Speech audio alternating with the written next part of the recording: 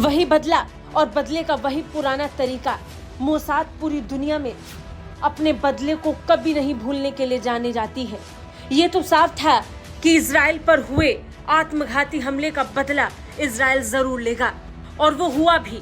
लेकिन जंग से डर मोसाद इतना बड़ा एक्शन लेगा, इसका अंदाजा किसी को नहीं था। अभी तक इजराइल की तरफ से इस पूरे मामले को लेकर कोई टिप्पणी नहीं की गई है। इजराइल ने इस बात को स्वीकारा भी नहीं है कि इस्माइल हानिया को मारने के पीछे इजराइल का हाथ है।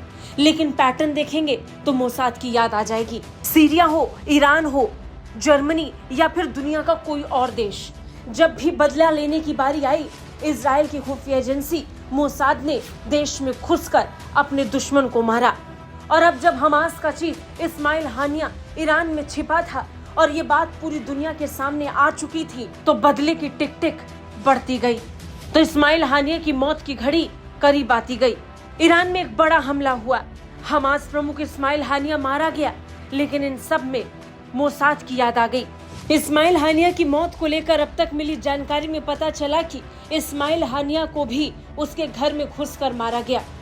इस्माइल हानिया अपने घर में मौजूद था, उसके साथ उसके 2 सुरक्षाकर्मी भी मौजूद थे। और फिर जो जानकारी निकलकर सामने आई वो बड़ी ही चौंकाने वाली थी। हमास की तरफ से दावा किया गया कि जब हमास चीफ इस्माइल हानिया के घर में घुसा गया तो उनके दोनों सुरक्षा गार्ड जमीन पर पड़े थे और इस्माइल हानिया भी मारे जा चुके थे।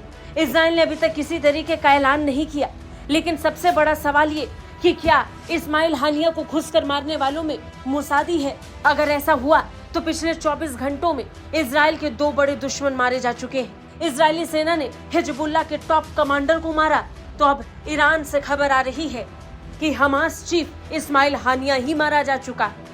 वहीं इस्माइल हानिया जो लंबे वक्त से हमास को ऑपरेट कर रहा था और इजराइल के साथ जंग लड़ रहा था। अगर बात मोसाद की करें तो मोसाद का सिद्धांत साफ है कि वो अपने दुश्मन को सिर्फ मौत देता है, वो कभी अपना बदला नहीं भूलता।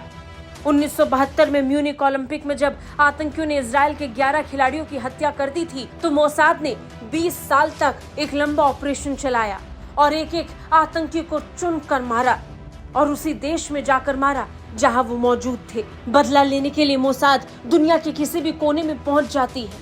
अमेरिकी खुफिया एजेंसी CIA के बाद मोसाद का नंबर आता है। मोसाद दुनिया की दूसरी सबसे खूंखार और घातक खुफिया एजेंसी मानी जाती है। मोसाद को लेकर कहा जाता है कि वो पाताल से भी अपने दुश्मन को खोज कर लाती है। और अब इस्माइल हानिया के मरते ही फिर एक बार मोसाद चर्चा में आ गई है। ब्यूरो रिपोर्ट, भारत तक।